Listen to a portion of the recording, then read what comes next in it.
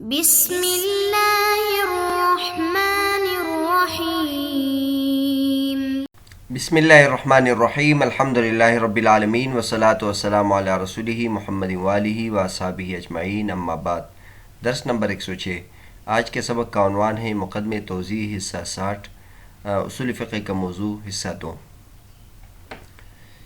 مقدمہ توضیح چل رہا تھا جس میں اصول فقہ کی تعریف اور اصول فقہ کے موضوع کے بارے میں بحث تھی۔ تو آج کے سبق میں اصول فقہ کے موضوع کے بارے میں بحث کریں گے۔ اس سے پچھلے سبق میں بھی تفصیل کے ساتھ بتا دیا تھا کہ اصول فقہ کا موضوع الادلہ والاحکام ہے، ادلہ شرعیہ اور احکام۔ تو آج کے سبق میں اس سے متعلق کچھ اور باتیں ہیں وہ ذکر کرتے ہیں۔ فرماتے ہیں علامہ صدر الشریعہ رحمۃ اللہ علیہ: وَعْلَمْ أَنَّ الْعَوَارِضَ الذَّاتِيَّةَ لِلْأَدِلَّةِ ثَلَاثَةُ أَقْسَامٍ، مِنْهَا الْعَوَارِضُ الذَّاتِيَّةُ الْمَبْحُوثُ عَنْهَا وَهِيَ كَوْنُهَا مُثْبِتَةً لِلْأَحْكَامِ، وَمِنْهَا مَا لَيْسَتْ بِمَبْحُوثٍ عَنْهَا لكن لها مدخل في لحوق ما هي مبحوث عنها، ككونها عامة أو مشتركة أو خبر واحد أو وأمثال ذلك، ومنها ما ليس كذلك ككونه ثلاثيا أو رباعيا أو قديما أو حادثا وغيرها.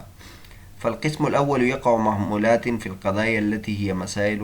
هذا العلم، والقسم الثاني يقع أوصافا وقيودا لموضوع تلك القضايا، كقولنا الخبر الذي يرويه واحد يوجب غلبة الظن في بالحكم، وقد يقع موضوعا لتلك القضايا، كقولنا العام يوجب الحكم قطعا، وقد يقع محمولا فيها أنه النكرة في موضع النفي عامة۔ جان لیجئے کہ عوارض ذاتیہ ادلہ کے 3 قسم پر ہے۔ ادلہ کے عوارض ذاتیہ 3 قسم پر ہے۔ ایک وہ عوارض ذاتیہ جن کے بارے میں بحث ہوتی ہے، اور وہ عوارض ذاتیہ جو احکام کو ثابت کرنے والے ہیں، اور دوسرے وہ عوارض ذاتیہ ہے جن کے بارے میں بحث نہیں ہوتی لیکن ان کو مبحوث عنہا مسائل کے ساتھ ملحق کرنے میں دخل ہے، جیسے مثلا اس کا عام ہونا، مشترک ہونا، خبر واحد ہونا اور یہ جیسے۔ وَمِنْهَا مَا لَيْسَ كَذَلِكَ، اور ان عوارض ذاتیہ میں سے بعض وہ ہے جو اس طرح نہیں ہے، مثلا اس کا ثلاثی ہونا، رباعی ہونا، قدیم ہونا یا حادث ہونا یا اس جیسے اور۔ پس پہلی قسم وہ قضایا میں محمولات بنیں گے اس علم کے مسائل کے قضایا میں، اور دوسری جو قسم ہے وہ اوصاف اور قیود بنیں گے ان قضایا کے موضوع کے لیے، جیسے ہمارا قول الخبر الذي يرويه واحد يوجب غلبة الظن بالحكم، وہ خبر جس کو واحد روایت کرے یہ حکم کے غلبہ ظن کو واجب کرتا ہے۔ وقد يقع موضوعا لتلك القضايا، اور کبھی یہ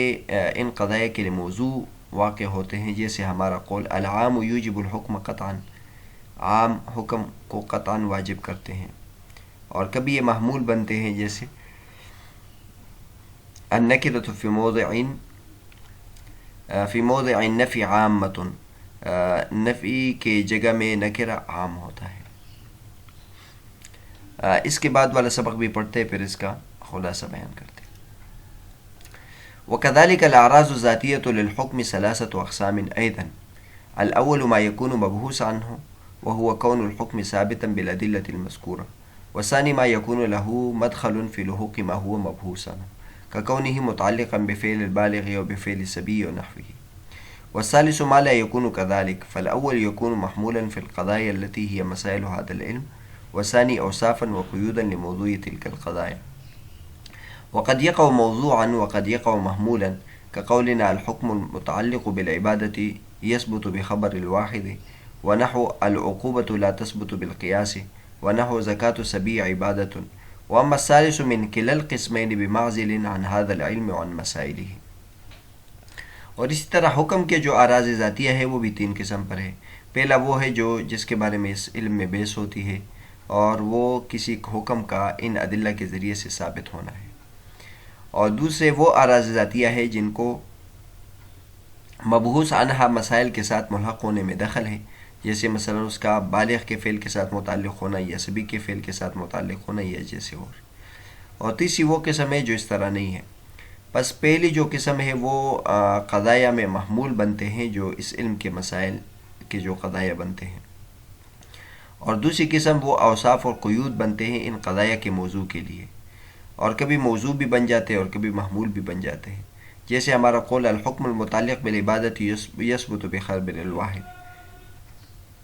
وہ حکم جو عبادت کے ساتھ متعلق ہے وہ خبر واحد کے ذریعے سے ثابت ہو سکتا ہے، اور جیسے العقوبۃ لا تثبت بالقیاس، سزاؤں سے متعلق مسائل قیاس کے ذریعے سے ثابت نہیں ہوتے، ونحو زکوٰۃ الصبی عبادت، اور اسی طرح صبی کی زکوٰۃ یہ عبادت ہے۔ واما الثالث من کلا القسمین، تیسری ان دو قسموں میں سے جو تیسری قسم ہوتی ہے، دونوں قسموں میں وہ اس علم کے ساتھ اس کا تعلق نہیں ہے اور نہ اس کے علم کے مثال کے ساتھ اس کا تعلق ہے۔ اس سے پہلے بتایا تھا، آپ تشریح کرتے ہیں، اس سے پہلے بتایا تھا کہ موضوع کس کو کہتے ہیں، تو موضوع اس کو کہتے ہیں جس میں اس علم کے عوارض ذاتیہ کے بارے میں بحث ہو۔ تو اصول فقہ کے جو اصول فقہ میں دو چیزوں سے بحث ہوتی ہے، ادلہ اور احکام۔ تو ادلہ و احکام سے براہ راست بحث نہیں ہوتی، بلکہ ان کے عوارض ذاتیہ سے بحث ہوتی ہے۔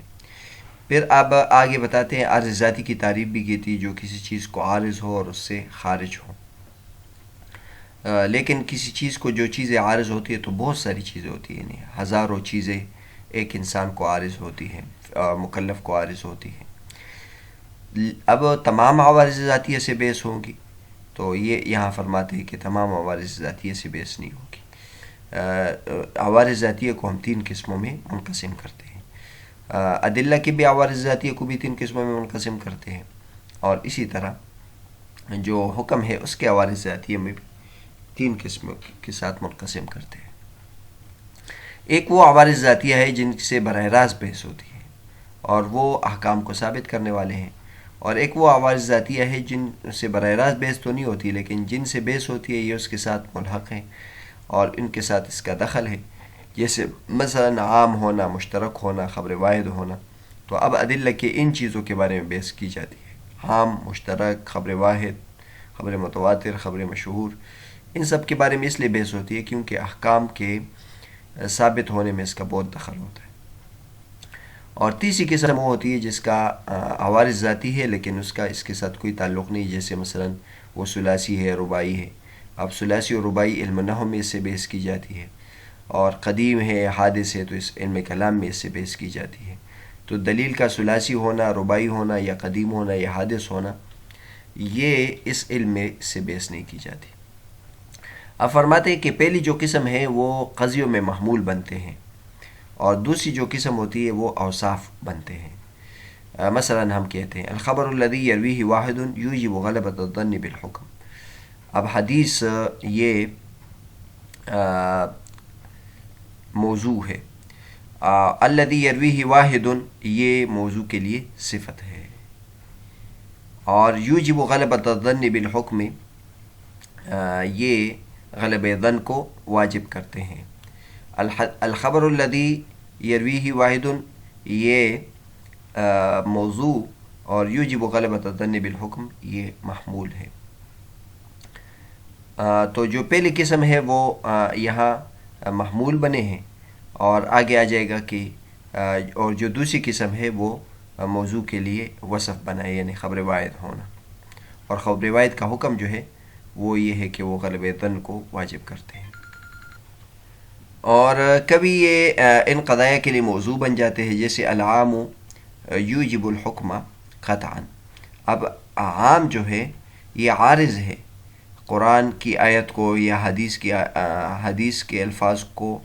اس کا عام ہونا یہ عارض ہے، لیکن کبھی کبھی اس عارض ذاتی کو ہم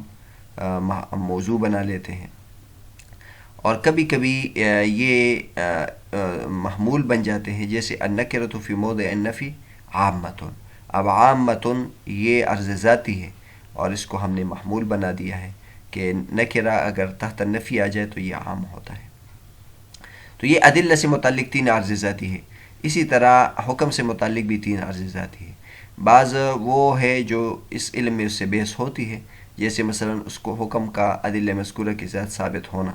اور دوسرا وہ ہے کہ جو ان مباحث کے ساتھ اس کا متعلق ہونے میں دخل ہے، جیسے مثلا وہ بالغ کے فعل کے ساتھ متعلق ہے، یا سبیف کے فعل کے ساتھ متعلق ہے، تو اس کی وجہ سے احکام میں فرق پڑتا ہے، لہٰذا یہ اس کا عرض ذاتی ہے۔ اور تیسری وہ قسم ہے جو اس کے ساتھ بالکل بیس نہیں ہوتی۔ مثلا ہم یہ کہہ سکتے ہیں کہ اس کا عرب ہونا یا اس کا عجم ہونا، یا مثلا اس کا کالا ہونا یا اس کا پاکستانی ہونا، یہ ہونا، اس سے کوئی دخل نہیں ہے۔ تو جو پہلی قسم ہے وہ قضایا میں محمول بنتے ہیں اس علم کے مسائل میں، اور دوسرے اوصاف اور قیود بنتے ہیں ان قضایا کے موضوع کے لیے، کبھی موضوع بھی بن جاتے ہیں، کبھی محمول بھی بن جاتے ہیں۔ تو بہرحال ہمیں جو ضرورت ہے وہ 3 مثالوں کی ضرورت تھی، تو مصنف نے 3 مثالیں دی ہیں۔ نمبر 1، الحکم المتعلق بالعبادت یثبت بخبر الواحد، وہ حکم جو عبادت کے ساتھ متعلق ہو، خبر واحد کو ثابت کر سب خبر واحد کے ذریعے سے ثابت ہوتا ہے۔ تو اب اس کو دیکھ لیں، حکم جو ہے یہ موضوع ہے، المتعلق بالعبادت یہ اس کے لیے صفت ہے، تو یہ المتعلق بالعبادت یہ عرض ذاتی ہے حکم کے لیے۔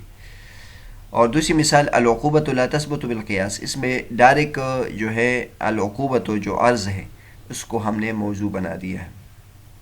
اور تیسری مثال زکوٰۃ الصبی عبادت، اور اس میں محمول بنا ہے، یعنی عبادت ہونا یہ عرض ہے اور اس کو ہم نے محمول بنایا ہے، اور زکوٰۃ الصبی موضوع ہے۔ واما الثالث من کلا القسمین، آخر میں فرماتے ہیں کہ یہ 2 قسموں میں سے، یعنی اراض ذاتیہ ادلہ کے ہو یا اراض ذاتیہ حکم کے ہو، دونوں اس علم میں اس سے بحث نہیں ہوتی اور اس مسائل میں اس سے بحث ہوتی ہے۔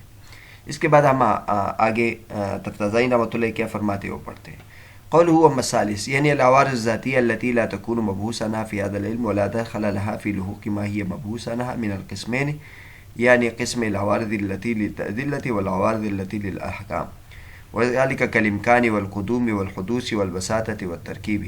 وكون الدليل جملة اسمية وفعلية ثلاثية مفردات ورباعية معربة ومبنية إلى غير ذلك مما لا دخل له في الإثبات والثبوت،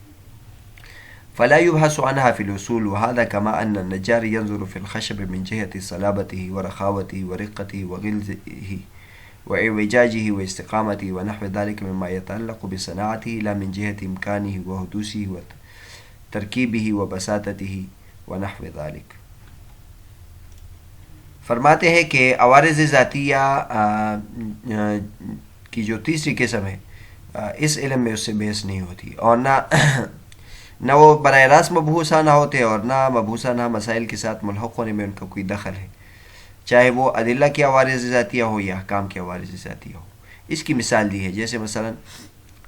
ادلہ کا ممکن ہونا، قدیم ہونا، حادث ہونا، بسیط ہونا، مرکب ہونا، یہ مباحث علم کلام میں زیر بحث آتے ہیں۔ اسی طرح دلیل کا جملہ اسمیہ ہونا، فعلیہ ہونا، اس کے مفردات کا ثلاثی ہونا یا رباعی ہونا، معرب ہونا، مبنی ہونا، یہ علم نحو میں اس سے بحث ہوتی ہے، علم صرف میں اس سے بحث ہوتی ہے، اور ان کا اثبات و ثبوت میں کوئی دخل نہیں ہے، لہٰذا اس علم میں اس سے بحث نہیں ہوتی۔ اور یہاں ایک حصی مثال علامہ تفتازی رحمۃ اللہ فرماتے ہیں کہ جس طرح کے جو بڑھئی ہوتا ہے، ترکان نجار جو ہوتا ہے، اب اس نے ایک لکڑی سے چیز بنانی ہے، دروازہ بنانا ہے یا ٹیبل بنانی ہے، تو وہ لکڑی میں اب دیکھے گا، لکڑی کا اندازہ لگائے گا کہ لکڑی کس قسم کی ہے اور وہ مناسب ہے کہ نہیں ہے، تو وہ لکڑیوں میں ان چیزوں کو دیکھے گا کہ وہ مضبوط ہے یا ہلکی لکڑی ہے اور باریک ہے یا موٹی ہے، ٹیڑھی ہے یا سیدھی ہے، ان چیزوں کو دیکھے گا جو اس کے صنعت کے ساتھ متعلق ہے، نہ کہ وہ ان چیزوں کو دیکھے گا کہ یہ لکڑی ممکن ہے یا حادث ہے، مرکب ہے، بسیط ہے، ان چیزوں کے بارے میں وہ بحث نہیں کرتا۔ تو بہرحال یہ بات ہے کہ چیز ایک ہوتی ہے لیکن اس کے عوارض مختلف ہوتے ہیں، یہ آگے بھی آ جائے گا، اور ہر علم میں اس کے مختلف عوارض سے بحث ہوتی ہے۔ مثلا درخت ہے، اور اگر یہ عام طور پر ہم مثال دیتے ہیں کہ درخت